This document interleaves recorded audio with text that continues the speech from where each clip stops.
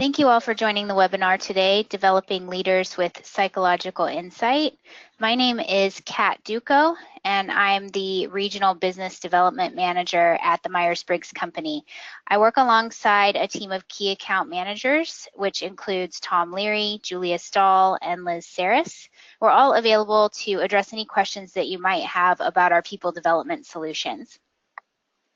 Just a quick introduction to the Myers-Briggs Company. Our mission is to inspire people to lead more successful and fulfilling lives.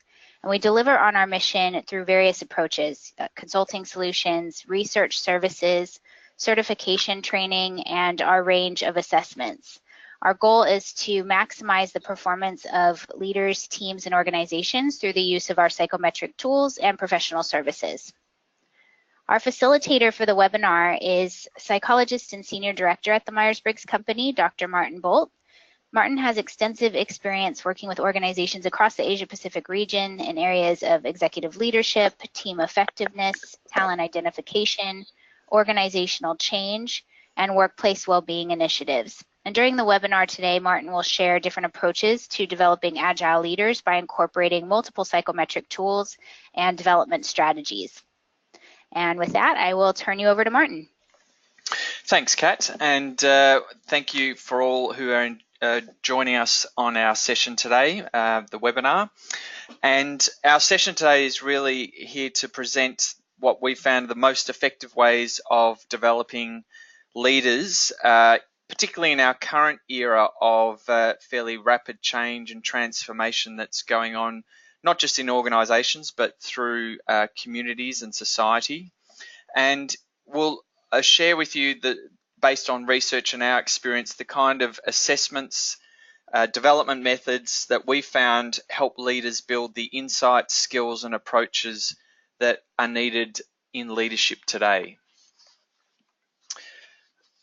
To start very broadly, though, it might be helpful just to consider the level of change and development that we and organisations and the workplace have undertaken in only a matter of decades. The workplace has evolved from industrial organisations that regarded people in many ways as part of machinery or equipment or a process, and evolved then in the 1960s and 1980s to be in the post-industrial hierarchies where people were still part of a larger system and process, but had to engage more across different hierarchies and different groups in organizations, through to the 1990s where we now have we're experiencing more collaborative approaches in the workplace, particularly with the expectation that leaders and managers collaborate more with staff and across teams, right through to where we find ourselves in the present era of expecting people to work across networks and networks of teams, and ultimately people are bringing more of their intellect, their creativity and discretionary effort to work, which leaders then need to understand and tap into. So leadership as an approach has also evolved with these different changes throughout the workplace. And when we look closer at the kind of company structures, the particular orientations that organizations have for employees, and then what's expected of leaders, we've also seen a number of changes and developments over time. When we're thinking about company structure, yesterday's companies were a lot more hierarchical because they are primarily focused on efficiencies. Today's organizations, though, are now starting to form into more flatter and mission-driven organizations.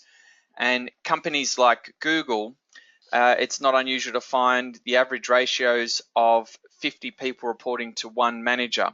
So in the structures that leaders are now having to operate in, they're now expected to have clear pictures of the vision and mission, but also to engage their followers in the same vision and mission.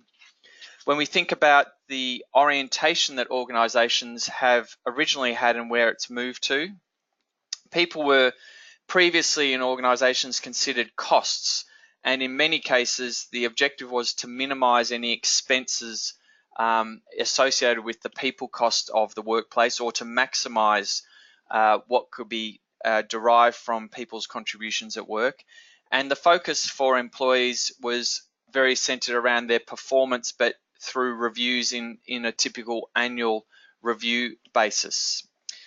Today, people in organizations are largely viewed as assets rather than costs, and that is because the competitive advantage of many organizations is now based on the people who work within the organization and what they bring to work. So there is a greater expectation both from employees and of organizations to invest in the development and learning experiences of people who work with them. And when we think about the approaches that leaders previously took and what's expected, in past organizations, the focus of leadership was very much around transactional interactions, where a leader or a manager was recognizing people based on activities or completions of tasks, and there was almost like a contract agreement relating to a transaction between employee and the leader. In that era of leadership, there wasn't a strong emphasis or need for leaders to focus on what might be considered soft skills or the interpersonal aspects of leadership. But today, leaders are now expected to engage not only with the minds of their followers, but indeed the emotions and the heart part of what taps into the motivation of the people they're leading. So this is where more transformational approaches to leadership become important and relevant, and leaders are again expected to have clear visions of where they're expecting people to follow and the direction they're heading, and also to shape cultures that lead to more support around developing people, but also engaging them in what needs to be achieved. So when we think about what is leadership, and I might ask everyone just to reflect on what are your own experiences of being in a leadership role or being led by someone else. In thinking about what leadership looks like, it can sometimes be helpful to think about a person you felt was a highly effective leader. What was it that you saw them do, or what did they demonstrate that signals to you they were an effective leader? Although leadership is hard to define, it's quite often said we can readily identify when leadership is exercised effectively, and we can also clearly see when it's not exercised effectively. And the focus of leadership and the research of leadership is really only 100 years old when we think about scientific applications of looking at what do effective leaders do. Today, it's a hot topic for organizations, governments, and indeed society. And a recent search of Amazon.com found that there are over 192,000 books with titles relating to leadership.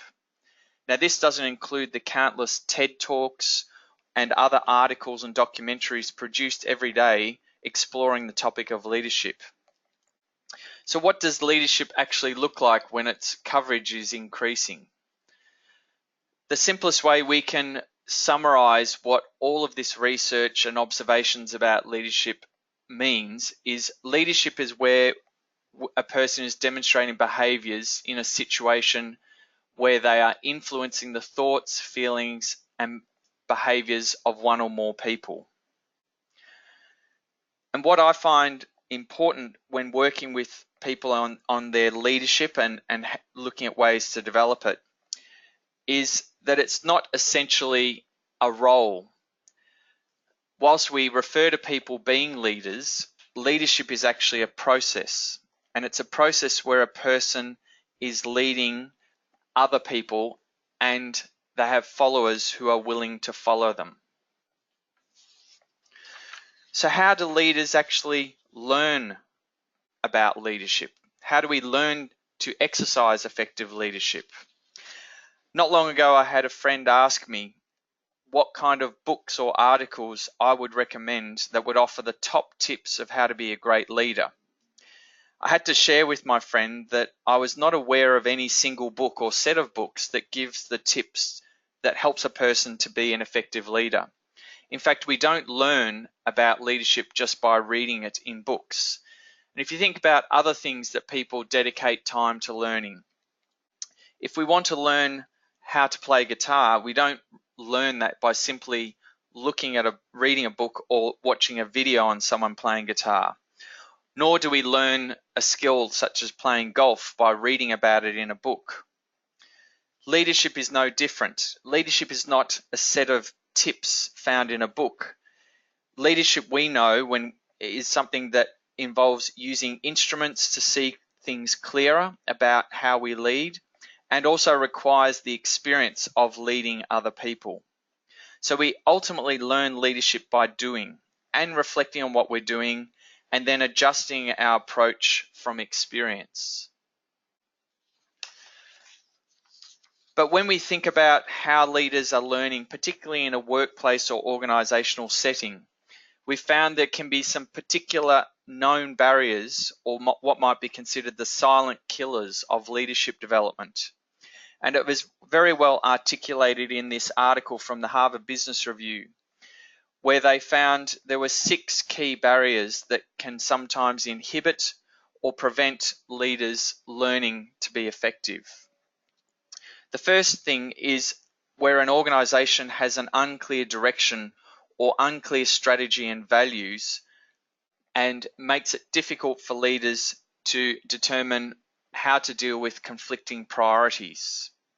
Indeed, any leadership development should be focused and aligned with the organization's direction, strategy, and values. A second challenge can be where senior executives are not practicing what they preach. For example, if it's expected for senior leaders to work as a team and they're not, then that's going to be something that undermines other attempts to encourage leaders to develop or exercise the same approaches. So leaders, and the most senior leaders in organizations, need to be role modeling the kind of leadership that they're expecting others to demonstrate. An avoidance or unawareness of issues. This can be where people are ignoring or not responding to changes in approach, changes in mindset or attitude, or even behaviors that an organization or a leader needs to demonstrate. And sometimes it's reflected in a more laissez-faire approach to leadership, where leaders just allow things to happen rather than giving some clear direction or pointing out issues that need to be addressed. Another challenge can be how the organization is designed or the structure of it. Sometimes we find that there's an expectation for leaders to behave in a particular way, but how their processes, policies, or the functions of their organization are established are running contrary to what leaders are expected to do. The fifth challenge can be about leaders not being focused on talent, both attracting the best talent and developing people who are talented in the organization. This includes the leaders themselves. So where there's not sufficient time to allow leaders to invest in talent and to nurture it, that can undermine attempts to build effective leaders in an organization. And finally, the absence of psychological safety. Learning about leadership is something that requires people to reflect on their own practices, their own approach, and their own values and beliefs. But that needs to be done in an environment where it's safe to explore both challenging and confronting issues, as well as trying out new and different approaches where mistakes can be made. And we often find that there's an expectation when organizations are investing in leadership development, they are still expecting the participants of the programs to not make mistakes or not make errors that impact on their day-to-day work. And we often will check with an organization, how tolerant are you for allowing some of these leaders to make mistakes and errors, but to learn from them. So if that psychological safety is not there, it can work against leadership development programs. Leadership also does not happen in a vacuum. Much like leadership is not simply a role, leaders are also exercising their leadership with other people. Indeed, leadership is an interpersonal process. And leaders not only need to be aware of their own psychological needs, but the psychological needs of the people they're leading or the teams that they're working with.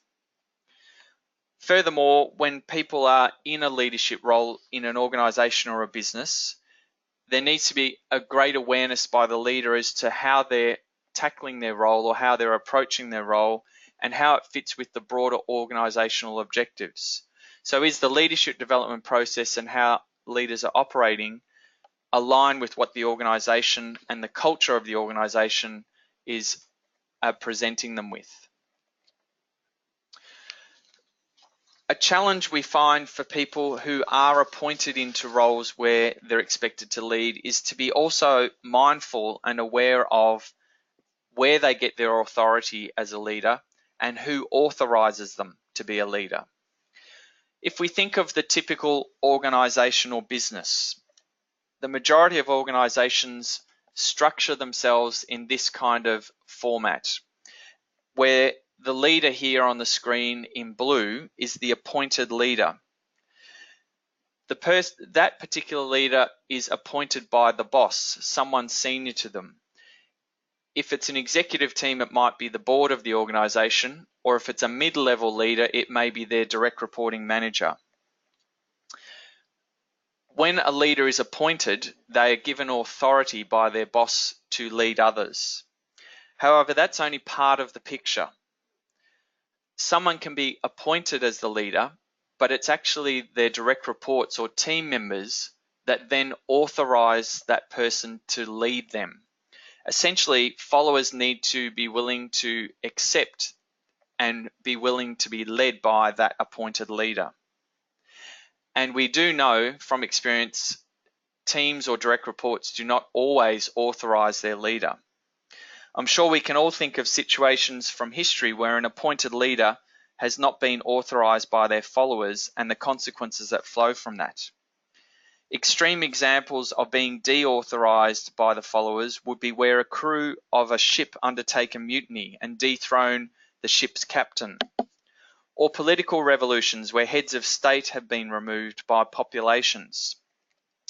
Or in the workplace, it might be situations where a work team passively resists following a manager's directions or policies. These are examples where a leader is not mindful or aware of what their followers expect from them or need in order to build followership. So I'm often working with leaders to get them thinking not just about themselves from a psychological perspective, but it's also important for leaders to understand how the psychological needs of their followers will interact with authorization. This means that leadership development should involve a process of becoming aware of both the conscious parts of ourselves and the unconscious parts of ourselves. Every person responds to situations from both a rational and also potentially an irrational perspective. Many leadership development programs focus on the conscious aspects of leadership, which includes the things that we know we do rationally. What we think and what we do in our formal leadership roles is usually what we're conscious of. And when people are thinking about their persona as a leader, it's often captured in this rational conscious part of who we are. It's what we know we're good at and what we're confident doing as a leader. And it's also what we know we're not good at or not confident performing as a leader. From our experience, many leadership development programs focus on these conscious aspects of leadership. And much of the learning centers around learning how to use particular skills or practice new skills, much like learning how to use a new software program or a set of behavioral skills. Now, whilst this can be helpful and effective in many situations, these skills may not easily be sustained, particularly if the leader is unaware of some of the more irrational or unconscious parts of who they are and how that undermines those new skills. So the unconscious aspects of who a person is still influence motivation and behavior. The unconscious part of a leader includes their underlying personality, or beliefs that they have about leadership and their role. It also includes their history and learning and aspects of their identity that we don't often consider, and many of these aspects can come with an irrational aspect of who we are at times. From our experience, less leadership development programs acknowledge or help leaders build greater awareness of this unconscious parts of themselves. And this might explain why some leaders are not able to identify what they need to develop or how to sustain the changes that they learn in a conscious way. This is why we see it's essential to help leaders become more aware of both their conscious parts of who they are, as well as their unconscious aspects of how they lead. So we'll now look at how we help leaders become more aware of these conscious and unconscious aspects of who they are. And that process is essentially building self-awareness for the leader. The concept of self-awareness is often talked about, but it's the simplest definition we can find is it's the extent to which a person is consciously aware of their interactions or relationship with others, and also how their internal states influence these interactions. In many cases, I've seen people say that they're wanting their leaders to build more self-awareness, but then the expectation is that will miraculously happen in a very short period of time. For example, I had a client who said, how do we build self-awareness in one day for our leaders? Now, whilst one day on a leadership program might start the ball rolling, it's not something that we learn overnight. And in fact, building self-awareness requires having some awareness about our own psychology in a leadership role. The starting point is to give leaders opportunities to build insights about their leadership in a psychologically safe environment. That way they can become more aware of what they know about themselves consciously and also some of those unconscious aspects that might undermine their leadership. One of the most effective and fast methods of building that self-awareness is to use objective psychological assessments that have a proven track record for helping leaders build awareness. These kind of instruments are based on decades of research and application in leadership development and provide a window for leaders to learn about their psychology and also how it can help or hinder their capacity to lead. The most appropriate assessments give objective and quick information for leaders to respond to. It can help them become more aware of the intangible aspects of leadership, what might otherwise be considered the soft skills of leadership. It can help them understand other people and how they might be similar or different to people that they lead. And what we find most effective in focused leadership development is it gives the leader some very tangible insights for how they can prioritize their learning in a leadership role. But not all assessments provide these kind of insights in the same way for leaders. In fact, there can be some challenges around the use of assessments in leadership development. These challenges include inadequate assessments. For example, assessments that haven't been validated or tested out with a demonstrated research behind them that highlights they can be used for leadership development. Sometimes we find, even with the best intent, the wrong assessment might be used in leadership when it's not appropriate or relevant for the kind of knowledge or insights that leaders need to learn. Helping leaders learn about themselves through assessments also requires people to be trained, qualified, and experienced in knowing how to interpret and make meaning and sense of the results for the leader.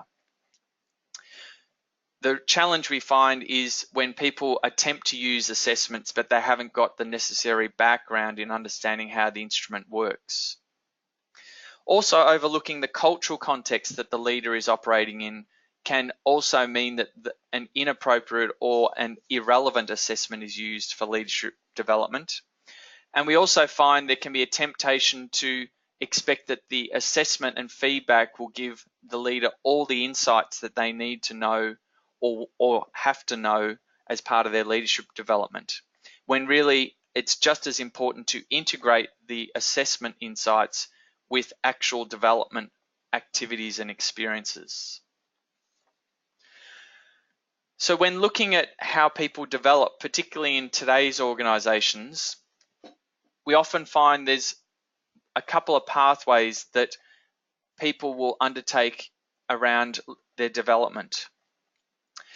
The two pathways stem from those who seek to be a leader, that is leading other people, and also acknowledging that there are people who contribute and are needed in organizational settings where they may not be in a direct leadership or management role, but they bring an important talent or expertise to the organization. Regardless of which of these paths a person is developing through, the starting point is to first become aware of our own preferences and our own approach and know how to manage ourselves effectively. In a workplace, and particularly in organizations and teams, we're also expected to understand how to work effectively with other people. So regardless of whether a person's setting about a leadership development pathway or a talent development pathways, this is the common learning and starting point. As people branch into the two pathways, starting with the leadership pathway, the next level of insight and learning is for leaders to learn how they might best inspire and motivate the people they're going to lead. This is at the level of a new leader's learning, when we first step up to taking responsibility for leading or supervising others. On the development pathway, this is where we may not be learning necessarily how to inspire and motivate others, but how we can best contribute to a team.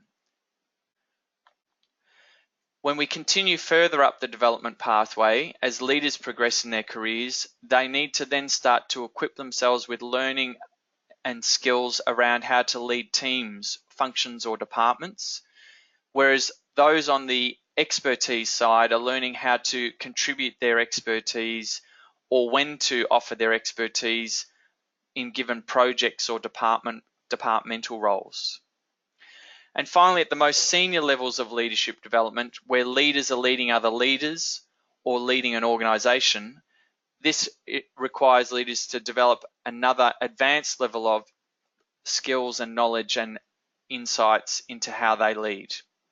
Whereas those who have a more expert role in an organization may be looking at how they offer and exercise their expertise across broader organizational initiatives. So I often will spend time with clients identifying which of these pathways they see is going to be the focus for them, and then selecting the appropriate assessment and development methods depending on the pathway. To then focus more on the leadership development pathway and what we found to be some very practically useful as well as important steps of building awareness and insights for leaders. We represented here in this stage model with the starting point for all leaders being getting an insight into who they are and who they are not, how they're different to other people and also how they're similar to other people. This starting point relates to how leaders can first learn about how they manage themselves and motivate themselves. The next level of insight for leaders is to learn about their interpersonal style and how it affects their leadership. And this is where the Myers-Briggs type indicator can help a leader better understand not only who they are, but how they might interact with and relate to other people, particularly people who might be different in type to their own personality type. When building the next insights around working effectively with others, this is where we find the interpersonal needs become important for leaders to be conscious of and aware of.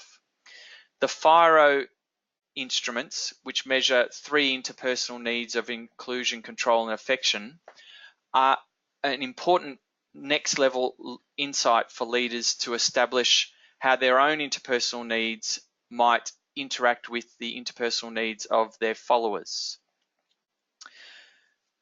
The next level looks at personal and motivational styles of the leader and under what conditions does their unique motivational style shape their approach to leadership. Here we find an instrument like the CPI personality inventory, which measures leaders on 20 different aspects of personality relevant for leadership, as an important tool for building that broader insight about who they are and how they appear relative to other leaders. The CPI offers the opportunity for leaders to benchmark their own personality profile against experienced executive and mid-level leaders. The next level of learning relates to conflict and negotiation, and this is where leaders are learning how to manage differences of opinion or competing demands. It often is quite relevant, particularly in roles where leaders are having to lead teams or departments. An instrument such as the Thomas Kilmann Conflict Inventory, or TKI, helps leaders become more aware of different conflict management modes and also what they are more likely to rely on and when to use different modes as appropriate to the situation. Building from there, we also find that leaders need to be very aware of their emotional and social skills, such as in their emotional intelligence, as leadership does tap into the emotional motivations of both the leader and their followers. This is where we find the EQI instrument as one of the most useful and practical methods of building emotional intelligence for leaders. But it also comes with potentially more challenge in some of the feedback. For example, leaders are able to evaluate whether they sit relatively high, average, or low relative to other leaders in a population. The final levels of leadership development include building awareness of how a leader has impact, particularly with other people, and how they experience their leadership approach.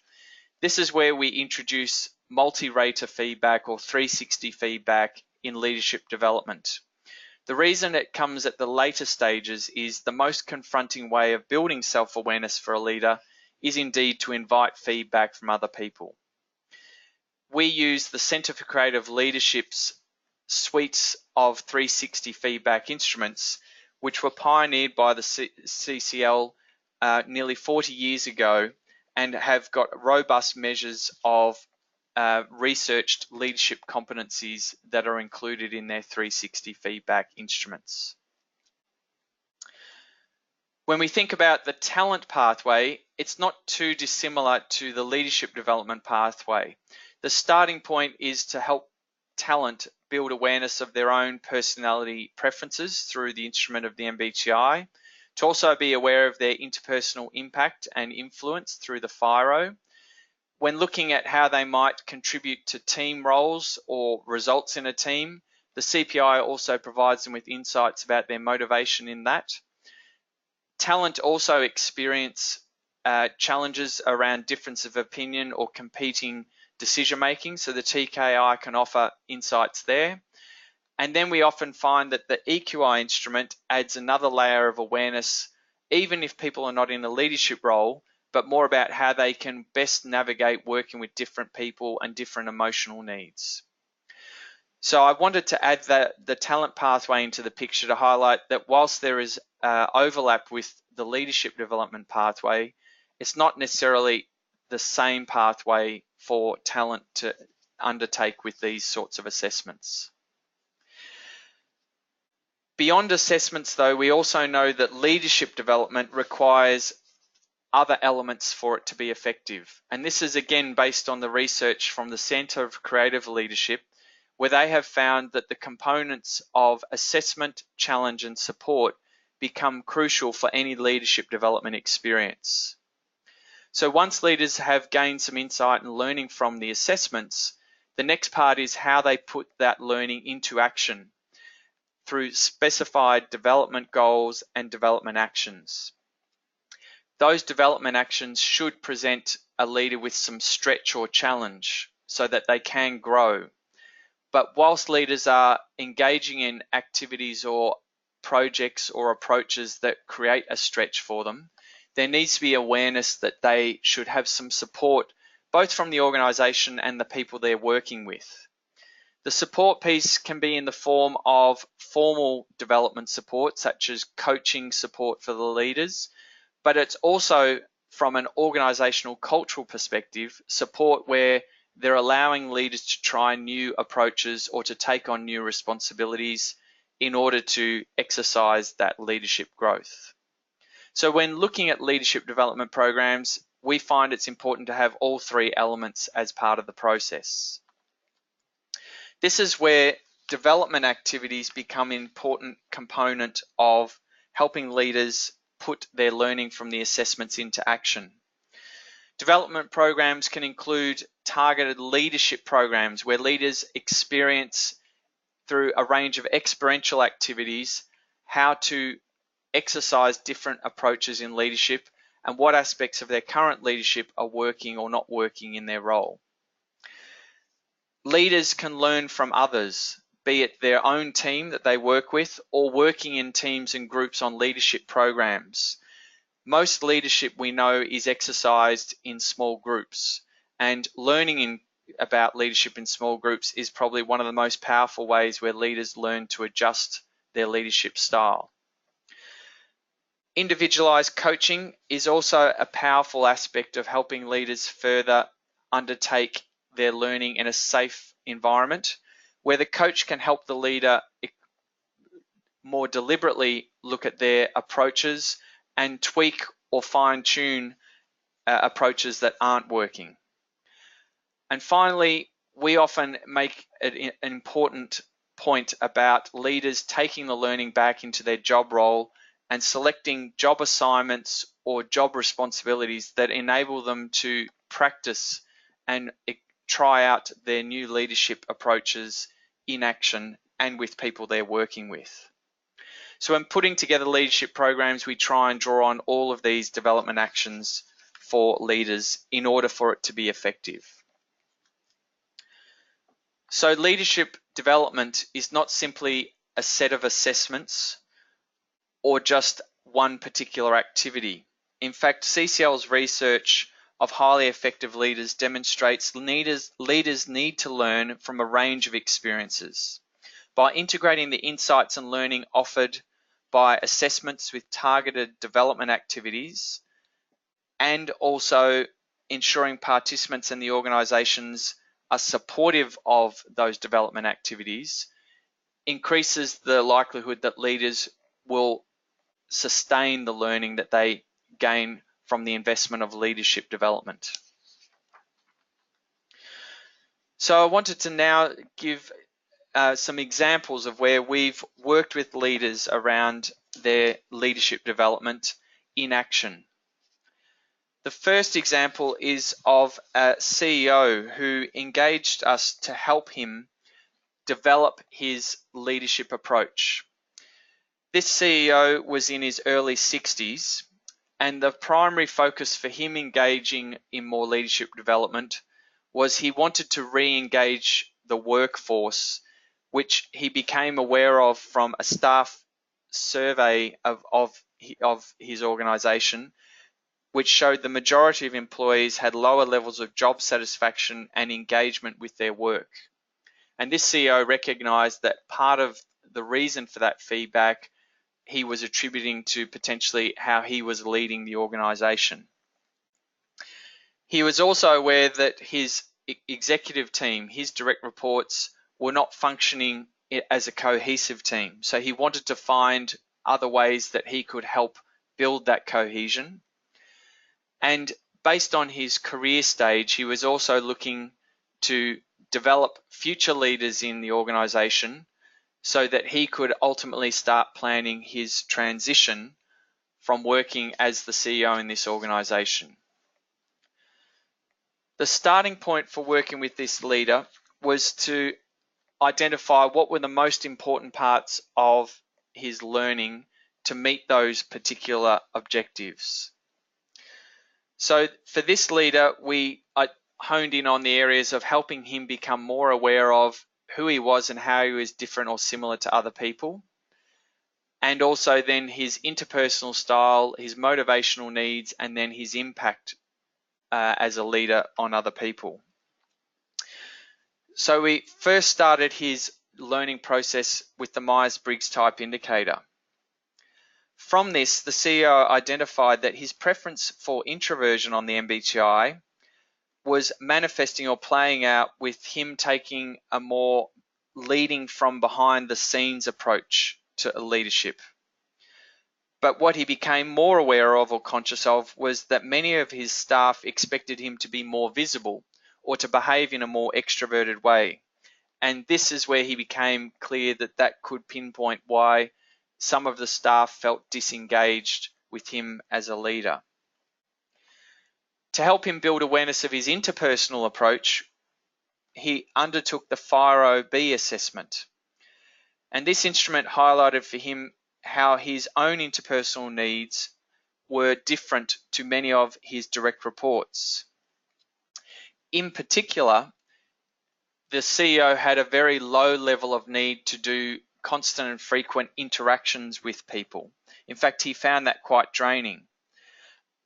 But by inviting his executive team, his direct reports, to undertake the FIRO and learn from their results, he identified that they had much higher interpersonal needs than his own. This also helped his direct reports learn about his interpersonal needs and why they might have seen him as somewhat aloof or not as interpersonally interactive as they might have expected.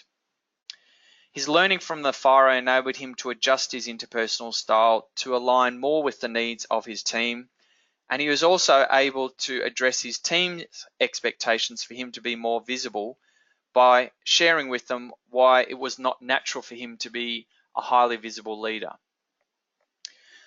From the CPI, this CEO learnt that he had a very high achievement focus, which was one of the reasons why he had been very successful in the role and had helped the organisation achieve many of its objectives. He also had a very high need for being flexible and experimenting and taking on different approaches and methods. But it also helped him understand why some of his staff and board members found his constant experimentation challenging and were frequently asking him why new initiatives had to be put in place. The final step of his leadership development process was for him to undertake some 360 feedback from both the board members who had appointed him, his direct reports, and a selection of other staff members in the organisation. From the 360 feedback, the leader gained a better understanding of his view of his approach to leadership and how his colleagues were experiencing his leadership. And indeed, both strengths were revealed for this CEO about his leadership approach, as well as some challenges from the feedback that he got. Many of the challenges he identified were pinpointed to some of the learning he gained from the MBTI, FIRO, and CPI instruments. Indeed, this is why we took the CEO through this sequence of instruments, starting with the MBTI and finishing with the 360 feedback. To help this CEO embed the learning and try some different approaches that would be more effective with his team, we worked with him to undertake some group learning with his immediate team. He also undertook some individualized coaching, and also he took on board a range of projects which enabled him to practice some of these skills and new behaviors and mindsets that he learned through this leadership development process. And to give you an idea, this leadership development work took 12 months with this particular CEO. What were some of the outcomes for this particular CEO? He learned that he was more confident and capable of speaking publicly than what he previously believed he was capable of. He also reported that his immediate team that he was working with were more involved in decision making, and it helped him better understand how he could put together a leadership development process and pathway for future leaders in the organization. He also found that the insights he gained from the MBTI instrument provided a useful starting point for organizational development and staff development. So he sponsored and made available for staff at all levels to learn about their personality preferences and how to use that constructively in the organization. A second example where we undertook a leadership development process was working with a couple of government organisations between 2013 and 2018.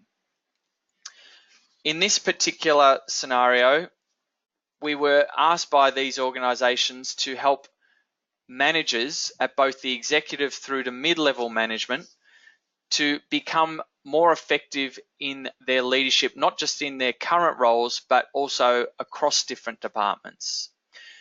So they asked us to put together a leadership development program that would meet these particular needs.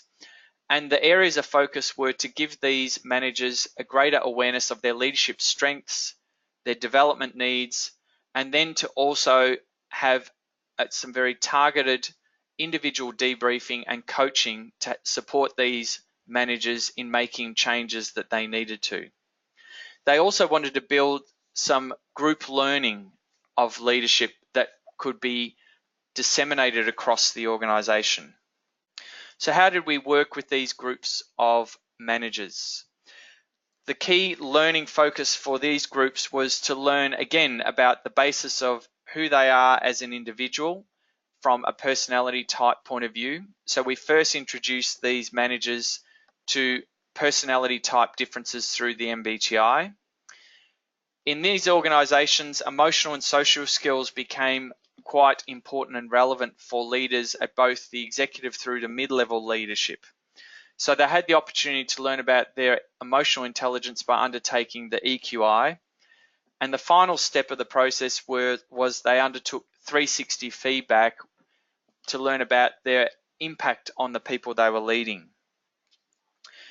In addition to undertaking these assessments, the leadership program or leadership development process comprised of a dedicated 4-day leadership development program where the leaders went away and went through a series of experiential leadership activities, decision-making exercises, as well as interpersonal skills training. A powerful part of that leadership development process was that the most senior people in the organisation attended that program and were part of the mentoring team for the participants going through the process.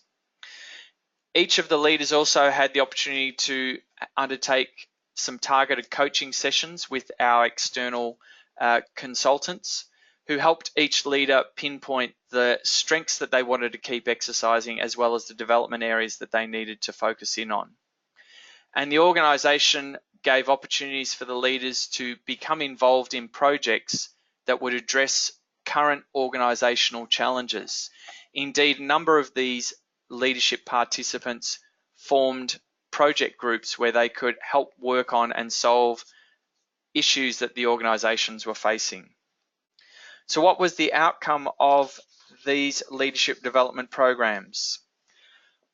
From working with these organisations over that period of time, we had over 140 managers participate in the programs. And we did a review of some of the outcomes of those managers' participation. What we found is managers with the highest emotional intelligence ratings and most positive 360 feedback ratings from their colleagues also had the highest levels of staff commitment, trust, and job satisfaction.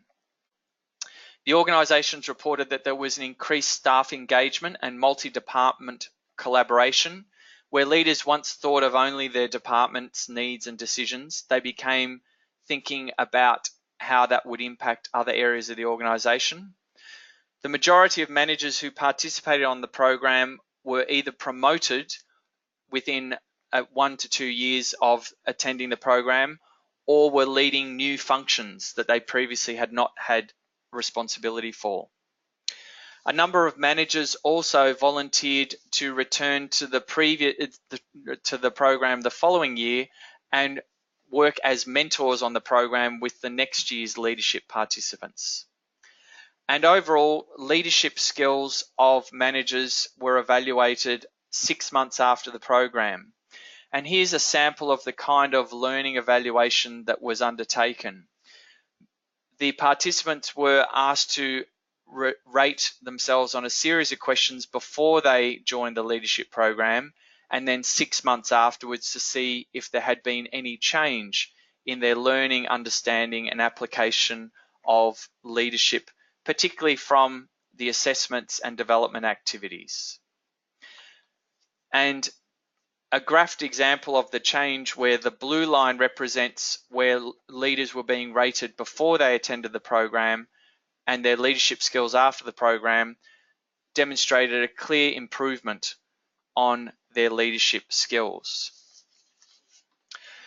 But what we often find is very telling about whether leadership development has been successful or not has a lot to do with what the participants on these programs have said was the most beneficial or important for them as takeaways. And here we share with you some of the quotes for the participants who attended that particular leadership program. What I find particularly rewarding is that many leaders said that what they gained from these programs was not just learning how to be more effective leaders, but how to be more effective in broader aspects of their life, even including what they do outside of work. So hopefully that gives you an insight into how we've been working with assessments and development activities to help leaders be more effective in the current era. I'll now hand back to Kat, who can maybe share some further things to consider beyond today's webinar, and indeed if we had any questions that emerged. So back to you, Kat. Great. Thank you so much, Martin. And thank you again, everyone, for joining us today. We will take a few questions at the end of the webinar. So while questions are being submitted, I'll just share a bit more information. For next steps, our website is the best place to start. It's full of information on how the Myers-Briggs company's assessments and services are used to help individuals, teams, and organizations perform at their best. We have links to case studies in both written and video format featuring organizations across various industries and from around the world, such as Ernst & Young, Holden, Cummins, who've incorporated our assessments to develop their leaders and address other business challenges as well, such as leading through organizational change or developing their teams. You can also find a large selection of research in support of our psychometric tools and white papers, including guides for pairing various assessments. We also offer consulting services where an expert facilitator like Martin can deliver tailored solutions based on the goals of your organization. Or if you want to build that capability internally, you can attend one of our internationally recognized certification programs. We do offer programs for nearly all of our assessments. Again, my colleagues and I are available to address your questions. We'd also love to learn more about your current approach to leadership development and how we can help you supplement your current programs or help you develop a new approach based on the organizational outcomes that you want to achieve. Okay, so let's turn to questions. We've had a few come through. First one, Martin, is what is the process for certification and how can I best identify which assessments make the most sense for my organization? Okay, so probably the simplest way of responding to the certification piece is to get in contact with our team, as Kat mentioned just before, where they can give some further information but guidance as to which assessment certification program might be most relevant or important for what you're trying to achieve. But essentially the certification programs for the assessments, the leadership assessments I've been talking about, range from a 2-day program with some of the 360 instruments through to a 4-day program for the Myers-Briggs type indicator, which is a fairly in-depth and comprehensive certification, helping practitioners learn how to use instrument with teams and leadership. But when considering how to identify which assessment to focus in on, what I often will suggest is start with where is the organization heading that you're dealing with or that you're working with? What are the key objectives that the organization's trying to achieve? And then also identify and really get clear about what leaders are expected to do in that business. That then can make it easier to distinguish which assessments are going to be the most relevant to include in any leadership development that you undertake. I also find it important that if you've got particular people in mind in the organisation for the leadership development, to find out from them what, if any, previous development or leadership experiences of development experiences they've had, because that can help you identify, is it best to start with a broad self-awareness measure such as the Myers-Briggs type indicator, which is fairly neutral in terms of what it helps leaders understand. It's not saying that there's a good or a bad personality type. And that we find is an easy way for leaders to step into leadership development.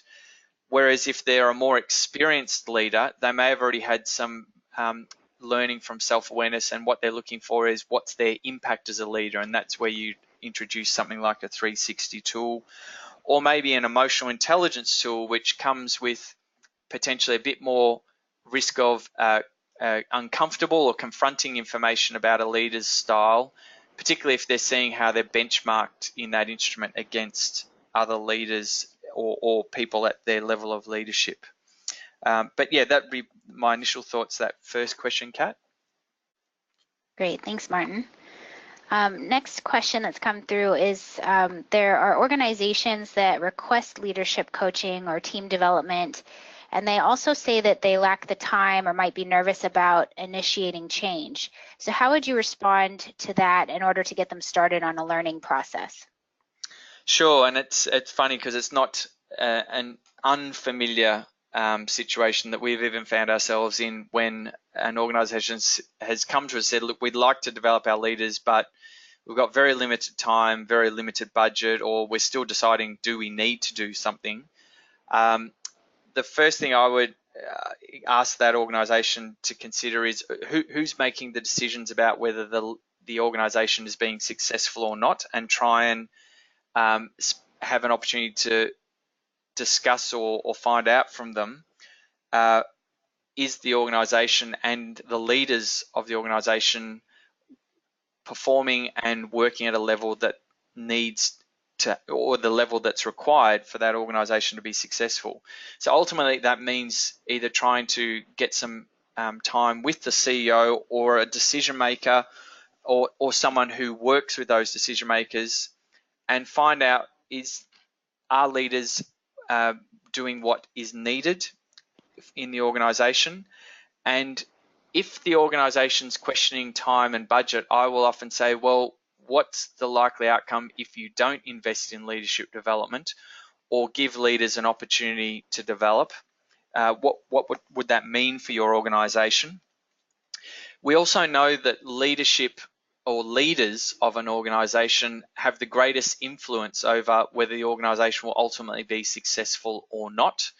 And I often remind or highlight for decision makers that if you do have people in your organisation you value as a leader, if you're not making the time or resources or budget available for them to become a leader and a more effective leader, they will go looking for those opportunities somewhere else. So if you're not developing your leaders, how can you retain them?